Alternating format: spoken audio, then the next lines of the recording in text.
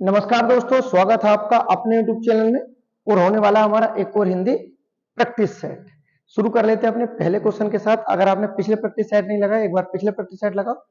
शुरू करते हैं पहले क्वेश्चन के साथ अपने पूरी डिटेल के साथ जो दिया गया है। कोई आ रहा है, अर्थात ये फिक्स नहीं पता कि कौन आ रहा है। कोई आ रहा है, इस वाक्य में कोई किस प्रकार का सर्वनाम है। बिल्कुल बेसिक क्वेश्चन है, सर्वनाम से क्वेश्चन है। सर्वनाम के कितने भेद होते हैं? तो सर्वनाम के हमारे 6 भेद होते हैं। कौन कौन से होते हैं? पहला होता है हमारा पुरुषवाचक सर्वनाम, दूसरा निश्चयवाचक सर्वनाम, तीसरा अनिश्चयवाचक सर्वनाम, चौथा संबंधवाचक, पांचवा प्रश्नवाचक और छठा निजवाचक। तो सर्वनाम के कितने भेद हुए? सर्वनाम के 6 भेद होते हैं, जबकि सर्वनाम की संख्या कितनी है? 11 होती है। सर्वनाम विकारी या अविकारी के आधार पर क्या है? तो याद रखना, सर्वनाम हमारे विकारी शब्द होते हैं। ठीक है, याद रखना। उसके बाद नेक्स्ट ये याद रखना कि सर्वनाम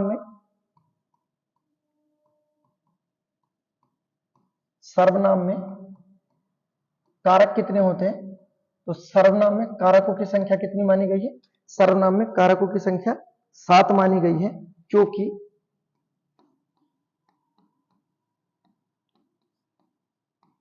संबोधन कारक को सर्वनाम में कारक नहीं माना गया है। ठीक है, और यहां पर क्वेश्चन पूछा है कोई किस प्रकार का सर्वनाम है, तो ये हमारा अनिश्चयवाचक सर्वनाम हो जाएगा। उसके बाद नेक्स्ट क्वेश्चन हमारा राज्यपाल में कौन सी संज्ञा है। ठीक है, संज्ञा से क्वेश्चन है। संज्ञा से कई तरह से क्वेश्चन बन जाते हैं कि क्वेश्चन आता है कि उत्पत्ति के आधार पर संज्ञा के कितने भेद होते हैं? तो 3 होते हैं। उसके बाद पूछा जाए संज्ञा के विकारक तत्व कितने होते हैं? तो 3 होते हैं। अगर पूछा जाए संज्ञा के भेद कितने होते हैं? तो 5 होते हैं। इस तरह से याद रखना कि संज्ञा के कितने भेद होते हैं? तो संज्ञा के पूछा जाए 5 भेद होते हैं। 5 कौन कौन से हैं देख लेते एक बार। पहला हमारा व्यक्तिवाचक संज्ञा, दूसरी जातिवाचक संज्ञा, द्रव्यवाचक संज्ञा, समूहवाचक संज्ञा और लास्ट भाववाचक संज्ञा। उसके बाद संज्ञा के विकारक तत्व कितने होते हैं? तो संज्ञा के विकारक तत्व होते हैं आपके 3। कौन कौन सा? पहला लिंग, वचन और कारक। ये क्या हमारे संज्ञा के विकारक तत्व होते हैं। उसके बाद उत्पत्ति के आधार पर संज्ञा के कितने भेद होते हैं? तो याद रखना, उत्पत्ति के आधार पर संख्या के कितने भेद होते हैं? उत्पत्ति के आधार पर संख्या के 3 भेद होते हैं। कौन कौन सा हमारा? पहला होता है आपका रूढ़, दूसरा यौगिक और तीसरा आपका योग रूढ़। तो इस तरह से संख्या से क्वेश्चन पूछे जाते हैं। संख्या से 3 तरह से क्वेश्चन पूछे जाते हैं। उत्पत्ति के आधार पर पूछी जाएगी, ठीक है, विकारक तत्व के आधार पर पूछी जाएगी और संख्या के नॉर्मल भेद पूछे जाएंगे। ये है। उसके बाद राज्यपाल में पूछा कि राज्यपाल में कौन सी संज्ञा होगी? तो राज्यपाल में हमारी जातिवाचक संज्ञा होगी। उसके बाद देखते हैं तीसरा क्वेश्चन जो हमारा दिया गया है, परिमाणवाचक क्रिया विशेषण अव्यय कौन सा होगा? परिमाणवाचक, जिसमें नापतोल की बात की गई है। क्रिया विशेषण हमारा कैसा शब्द है? तो क्रिया विशेषण हमारा एक अविकारी शब्द है, अर्थात लिंग वचन के आधार पर हम इसमें कोई बदलाव नहीं कर सकते। उसके बाद बात कर लेते हैं कि क्रिया विशेषणों के कितने भेद होते हैं? क्रिया विशेषणों के 4 भेद होते हैं। पहला होता है हमारा रीतिवाचक क्रिया विशेषण, ठीक है, जिससे एक तौर तरीके का पता चलता है। दूसरा होता है कालवाचक क्रिया विशेषण, जिससे एक समय का पता चलता है। उसके बाद तीसरा होता है आपका स्थानवाचक क्रिया विशेषण, जिससे एक जगह का पता चलता है। और चौथा होता है हमारा परिमाणवाचक क्रिया विशेषण, जिससे नापतोल का पता चलते हैं। ठीक है, परिमाणवाचक। प्रश्न करते हैं, कैसे नहीं होगा, कितना होगा? कितना, उतना, जितना, इतना।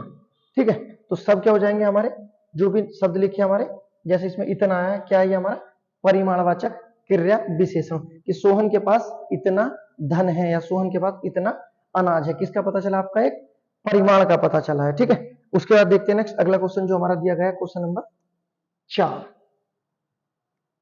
क्वेश्चन नंबर 4 में दिया गया हमारा निम्नलिखित वाक्यों में से किसमें अकर्मक क्रिया प्रयुक्त की गई है, अर्थात क्रिया से क्वेश्चन है। क्रिया का मूल रूप बिल्कुल बेसिक, धातु। धातु के कितने भेद होते हैं? दो।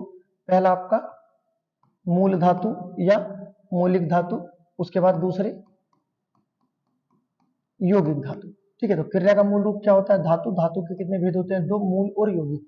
ठीक है, उसके बाद नेक्स्ट क्रिया के कितने भेद होते हैं? दो होते हैं। पहला अकर्मक क्रिया, दूसरा सकर्मक क्रिया। सकर्मक क्रिया कितने भेद होते हैं? दो। पहला एक कर्म वाली क्रिया, दूसरा दो कर्म वाली क्रिया या एक कर्म और द्वि कर्म क्रिया। ठीक है, ये सब याद रखना। पूछे जाते हैं कि क्रिया के कितने भेद होते हैं? दो अकर्मक सकर्मक। सकर्मक के कितने भेद होते हैं? इसके भी दो, एक कर्म और दो कर्म। धातु के कितने भेद होते हैं? दो, मूल और यौगिक। ठीक है, इसमें क्या पूछा था? अकर्मक क्रिया पहचाननी है। जो पहला ऑप्शन दिया शिशु सो रहा है, इसमें हमारी कौन सी हो जाएगी? सो रहा है, यही हमारा अकर्मक क्रिया है, क्योंकि क्या से प्रश्न करने पर क्रिया के साथ कोई उत्तर नहीं मिलेगा। सो रहा है, क्या सो रहा है, कुछ नहीं पता चला। यहाँ लिखा है बालक खेल रहा है, पता चल जाएगा क्या खेल रहा है। आप क्या सा प्रश्न करो, पता चल जाएगा क्या खेल रहा है। क्रिकेट खेल रहा है, फुटबॉल खेल रहा है, बहुत सारे उत्तर मिल जाएंगे। छात्र पढ़ रहा है, बहुत सारे उत्तर मिल जाएंगे। पुस्तक पढ़ रहा है, उसका छात्र लिख रहा है। ठीक है, यहाँ से भी उत्तर मिल जाएंगे। तो जहां से उत्तर मिल जाए वहां सकर्मक क्रिया, जहां से उत्तर ना मिले वहां अकर्मक क्रिया। क्लियर है, याद रखना। उसके बाद देखते हैं नेक्स्ट अगला क्वेश्चन हमारा, फास्ट करते हैं अपना। Question number 5। क्वेश्चन नंबर 5 दिया गया हमारा, विशेषण शब्द जिस संज्ञा सर्वनाम की विशेषता बताते हैं या बतलाते हैं क्या कहलाते हैं? विशेषण शब्द जिस संज्ञा सर्वनाम की विशेषता बताते हैं उसे क्या कहते हैं? तो विशेषण शब्द जिस संज्ञा सर्वनाम की विशेषता बताते हैं उसे हम कहते हैं विशेष्य, अर्थात ऑप्शन नंबर बी हमारा आंसर हो जाएगा। लेकिन एक चीज याद रखना, जो शब्द विशेषण की भी विशेषता बताते हो उन शब्दों को क्या कहते हैं? उन्हें कहते हैं हम प्रविशेषण। ठीक है, याद रखना। उसके बाद देखते हैं नेक्स्ट अगला क्वेश्चन जो दिया गया हमारा, क्वेश्चन नंबर 6, काफी में कौन सा विशेषण है? विशेषण से क्वेश्चन है। विशेषण के बारे में चीजें याद रखना कि विशेषण के कितने भेद होते हैं? तो विशेषण के 4 भेद होते हैं। कौन कौन से? पहला गुणवाचक विशेषण होता है, दूसरा आपका परिमाणवाचक विशेषण, तीसरा संख्यावाचक विशेषण और चौथा आपका सार्वनामिक या संकेतवाचक विशेषण। तो कितने भेद होते हैं विशेषण के? 4 भेद होते हैं। चारों भेद से क्वेश्चन आते हैं, आपको याद रखना है। उसके बाद एक क्वेश्चन आता है कि विशेषण की कितनी अवस्थाएं होती हैं? तो विशेषण की कितनी अवस्थाएं होती हैं? 3 अवस्थाएं होती हैं। कौन कौन सी होती है? पहली अवस्था होती है मूल अवस्था, दूसरी होती है उत्तर अवस्था और तीसरी होती है उत्तम अवस्था। तो विशेषण की कितनी अवस्थाएं होती हैं? 3 होती हैं। ठीक है, जबकि विशेषण के भेद कितने होते हैं? 4 होते हैं। यहाँ पूछा है काफी, कितना काफी? बिल्कुल कुछ पता नहीं चल पाएगा, अर्थात ये हमारा क्या हो जाएगा? अनिश्चयवाचक, अनिश्चित परिमाणवाचक हमारा हो जाएगा विशेषण। ठीक, उसके बाद देखते हैं नेक्स्ट अगला क्वेश्चन जो हमारा दिया गया है, क्वेश्चन नंबर 7। क्वेश्चन नंबर 7 अच्छा क्वेश्चन है, इसमें आपको बताना है हिंदी की वैध्वनि क्या है। देखो वैध्वनि से क्वेश्चन है, पहले तो आपको याद रखना कि ये हमारा स्पर्श व्यंजन है। क्या हमारा? स्पर्श व्यंजन। स्पर्श व्यंजन की संख्या कितनी होती है पूछी जाए तो स्पर्श व्यंजन की संख्या होती है 25, जबकि स्पर्श व्यंजन कितने वर्गों में होते हैं? तो वर्गों में होते हैं 5। चीजें याद रखें, बै की हिंदी की वैध्वनि, ठीक है, स्पर्श व्यंजन के अंतर्गत आते हैं। और पूछा जाए वैध्वनि क्या हमारी हो जाएगी? आपकी ओष्ठ हो जाएगी। ये किसके अंदर आता है? ये पै वर्ग के अंतर्गत आता है। पै, फै, उसके बाद बै, ये आ जाता है। उसके बाद आता है पै, फै, बै, उसके बाद भै और मैं आ जाएगा। ठीक है, उसके बाद देखते हैं नेक्स्ट जो हमारा दंत दिया हुआ है, ये क्या आएगा आपका? ये तय वर्ग में आता है। तय, थे, दै, ध और न आ जाता है।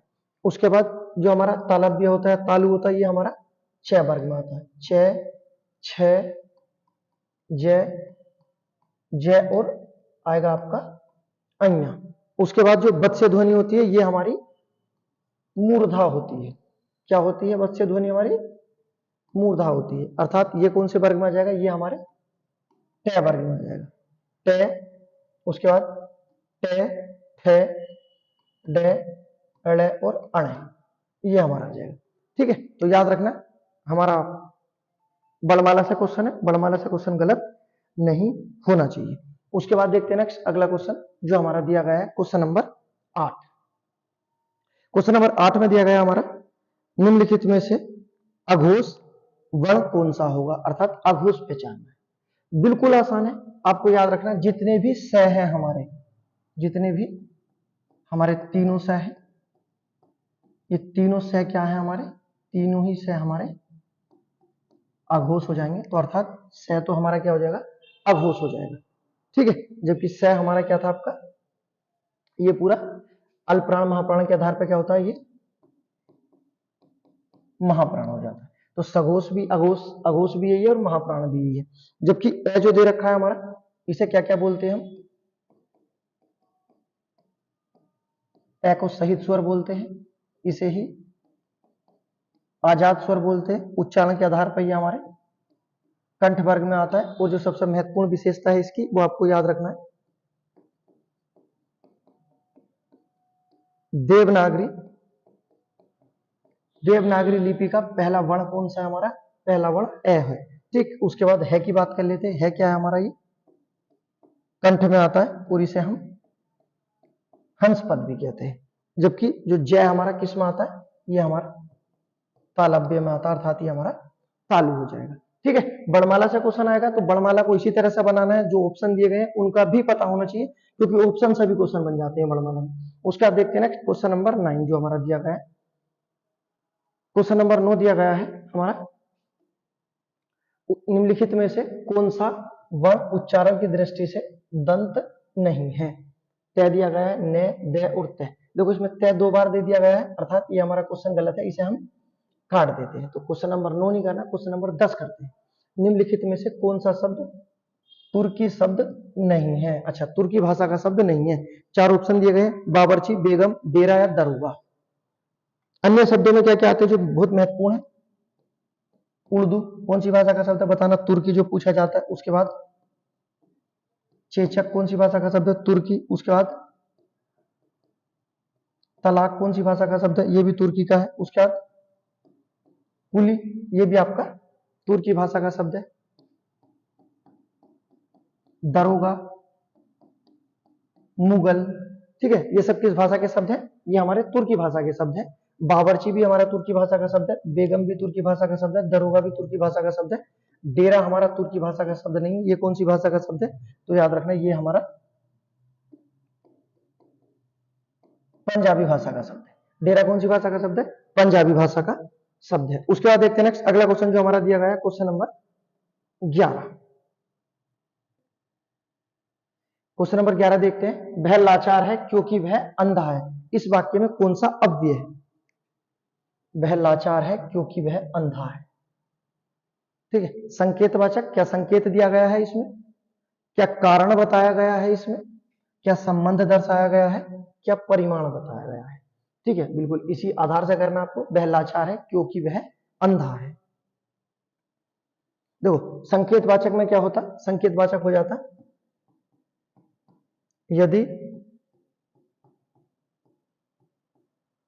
यदि सोहन जाएगा तो मैं, यदि सोहन जाएगा तो मैं आऊंगा।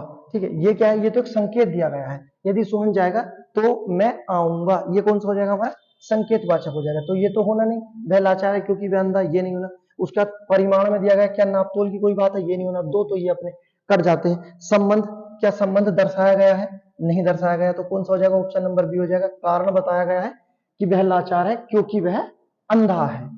ठीक है, ये हमारा इसमें क्या था, कारणवाचक हो जाएगा। सही है। उसके बाद देखते हैं नेक्स्ट अगला क्वेश्चन जो हमारा दिया गया है, क्वेश्चन नंबर 12 का है, वधु का बहुवचन बताना है। वचन के बारे में सब पता आपको, इस शाब्दिक अर्थ क्या होता है वचन का, संख्या होता है। वचन का शाब्दिक अर्थ क्या होता है, संख्या होता है। इसमें दिया गया हमारा वधु का, सब में वधुए दिए गए, लेकिन शुद्ध रूप क्या होगा, ऑप्शन नंबर सी, वधु का वधुए हो जाएगा। उसके बाद नेक्स्ट जो आपका गिव अवे क्वेश्चन है, वो आपको बताना है कि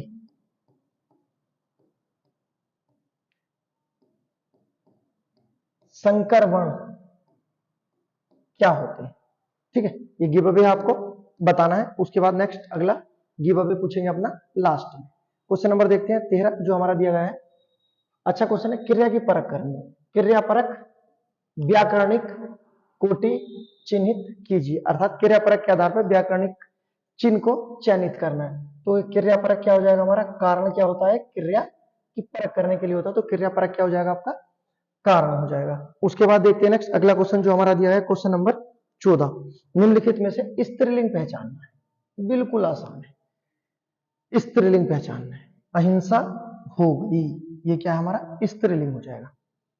उसके बाद देखते हैं नेक्स्ट अगला क्वेश्चन हमारा, क्वेश्चन नंबर 15 जो दिया गया है, निम्नलिखित में से किस वाक्य में अच्छा भविष्य काल का प्रयोग किया गया है।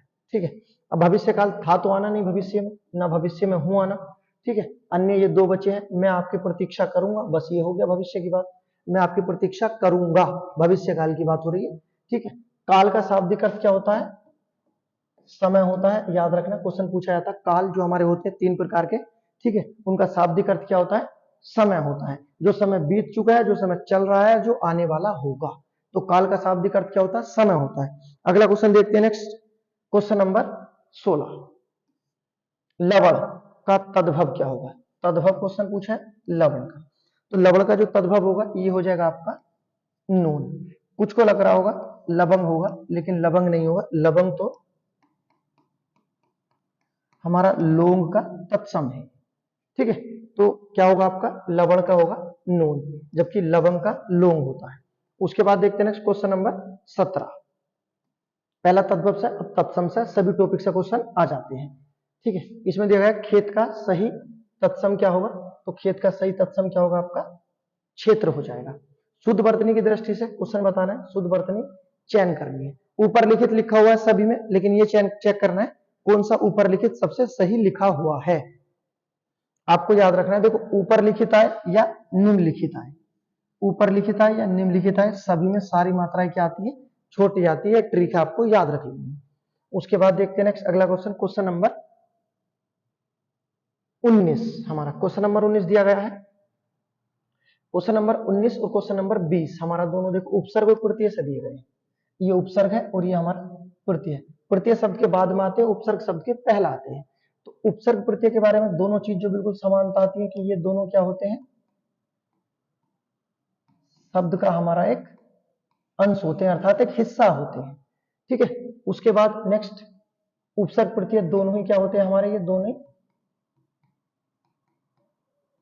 अभिकारी होते हैं। उपसर्ग प्रत्यय दोनों ही क्या होते हैं हमारे, अभिकारी होते हैं। ठीक है, उसके बाद प्रत्यय के कितने भेद होते हैं, प्रत्यय के 2 भेद होते हैं। पहला कृत प्रत्यय, ठीक है, दूसरा तद्धित प्रत्यय।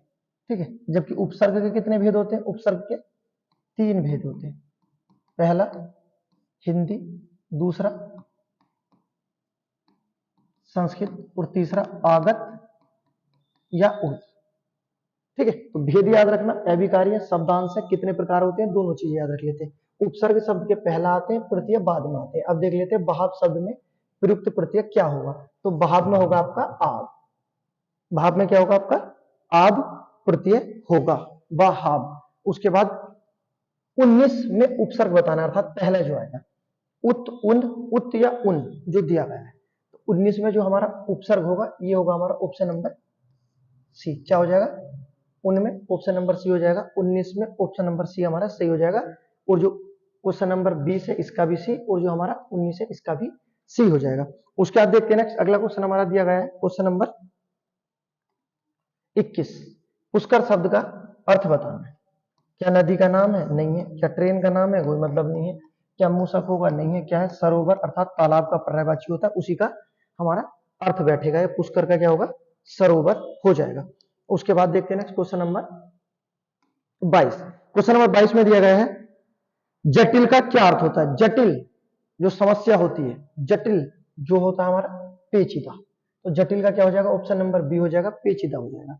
उसके बाद अगला देखते हैं क्वेश्चन नंबर 23 जो दिया गया है गाढ़ा, विलोम शब्द पूछा, इसका क्या हो जाएगा, पतला हो जाएगा। जबकि सुख का क्या होगा,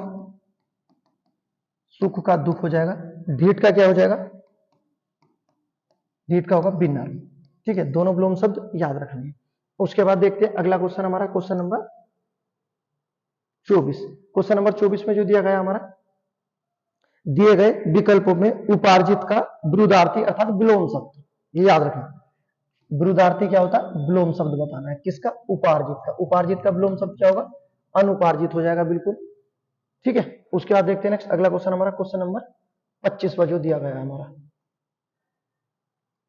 क्वेश्चन नंबर 25 दिया गया है, चुनाव क्षेत्र का पुनः फिर उसका खाली स्थान किया जाना चाहिए। दिए गए विकल्पों में सही रिक्त स्थान की पूर्ति कीजिए। पहला दिया गया है परिगणन, दूसरा परीक्षण, परीक्षालन या परिसीमन। तो चुनाव के बाद क्या होता है? हमेशा क्या होता है? परिसीमन होता है। परिसीमन एक आयोग भी होता है, आपको पता है, अगर आपने पॉलिटी पढ़ी होगी, परिसीमन आयोग पढ़ते हैं हम। उसके बाद नेक्स्ट एक आप जीएस से क्वेश्चन बता देना इसमें कि हमारा पहला परिसीमन आयोग कब आया था और कितनी बार परिसीमन आयोग आ चुका है। ठीक है, ये तो चलो जीएस का क्वेश्चन है। अब बताओ या मत बताओ ये तो आपके ऊपर है, लेकिन आपको जो गिव अवे में बताना है, आपको बताना है गिव अवे में कि